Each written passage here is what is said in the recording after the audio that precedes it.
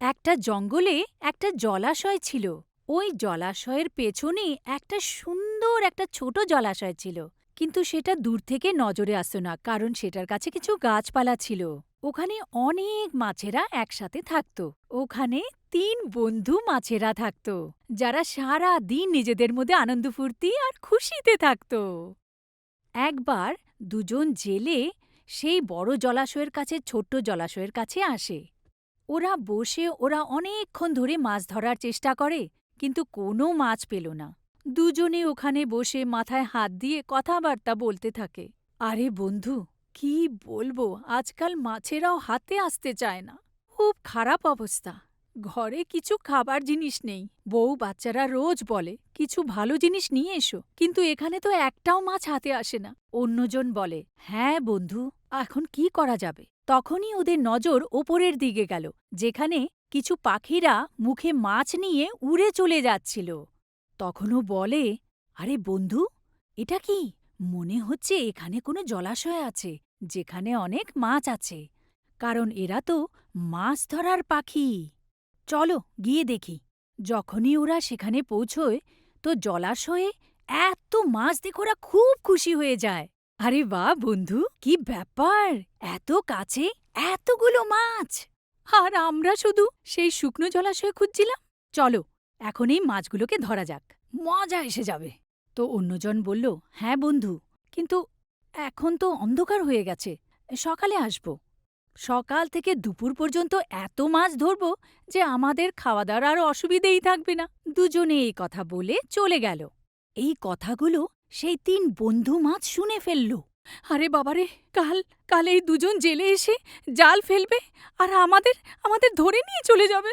আমাদের কিছু করা উচিত। বাবা, আমি তো এই জলাশয় ছেড়ে আজকেই আমি কোথাও বেরিয়ে যাব। চলো চলো। আরে তুমিও না ভয় পেতে থাকো। আরে এখনো তো কোনো বিপদ আসেইনি, যখন আসবে তখন দেখে নেব। তুমিও না ১ নম্বরের ভীতু, আমি তো যাব না। তো তৃতীয়জন বলল, আরে ভয় পাওয়ার কি আছে? যদি আমাদের ভাগ্যে মরার থাকে তাহলে আমরা এমনিতেই মরব। জরুরি নয় যে এই জেলেদের হাতেই মরতে হবে। আমি তো যাব না, আমার তো ভাগ্যের ওপর পুরো ভরসা আছে। ভেবে দেখো, জেলেরা তো কালকে নিশ্চয়ই আসবে, কারণ আজকে ওরা কথা বলে গেছে। না না, আমরা যাব। ঠিক আছে, আমি তো যাচ্ছি। আমি নালার রাস্তা দিয়ে নদীতে চলে যাব। তোমাদের যা মনে হয় তাই করো, আমি আবার তোমাদের বলছি। ও বলে, আরে বাবা তুমি যাও, আর যখন সব ঠিক হয়ে যাবে তুমি নিজেই এখানে ফিরে আসবে। এই কথা শুনে বড় মাছটা দূরে চলে যায়। পরের দিন সকালবেলায় দুজন জেলে সেখানে পৌঁছে যায় আর নিজেদের জাল ফেলার জন্য তৈরি হতে থাকে।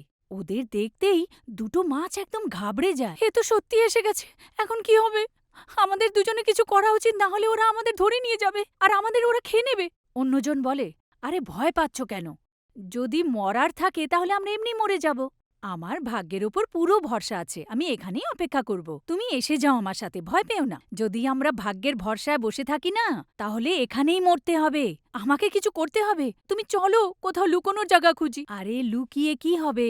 তখন বলে, তুমি এখানেই থাকো, আমি তো লুকোনোর জায়গা খুঁজছি। আর তখনই ওর নজর একটা মরে থাকা পুরনো ভালুকের লাশের উপর পড়ে। ও তাড়াতাড়ি সেটার ভেতরে ঢুকে যায়।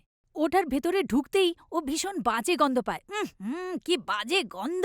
কিন্তু প্রাণ বাঁচানোর জন্য এই জায়গাটাই ঠিক হবে। ও শ্বাস বন্ধ করে সেখানেই লুকিয়ে যায়। তখনই জেলেরা সেখানে জাল ফেলে আর ওর মধ্যে অনেক মাছ ধরা পড়ে। আর ওই মাছেদের মধ্যে এক বন্ধু মাছও ধরা পড়ে, আর তার সাথে সেই মরে থাকা ভালুকের লাশও সেটার মধ্যে চলে আসে। আর যখন ও সেটা টেনে আনে তো খুব খুশি হয়ে যায়। আরে বাহ, আজ তো কত মাছ এসে গেল হাতে, মজা এসে গেছে বন্ধু। হ্যাঁ হ্যাঁ বন্ধু, খুব খুশি হয়ে গেল। আর তখনই ওরা দেখে, আরে এত বদগন্ধ কোথা থেকে আসছে? ওহো, এই মরে থাকা ভালুকের লাশ, এর থেকে এত বদগন্ধ আসছে যে আমি তো দাঁড়াতেই পারছি না। ওরা দুজন ওটাকে উঠিয়ে আবার সেই জলাশয়ে ফেলে দেয়। আর যখনই ওটাকে জলাশয়ে ফেলে, তখন তার ভেতরে লুকিয়ে থাকা মাছটা বেরিয়ে এসে তাড়াতাড়ি বাইরে এসে সাঁতরে দূরে চলে যায় আর নিজের প্রাণ বাঁচিয়ে ফেলে। তো বাচ্চারা, কি শিখলাম? এটাই, কখনোই নিজেকে ভাগ্যের ভরসায় থাকতে নেই, কিছু না কিছু করতে থাকা উচিত। Funko Kids.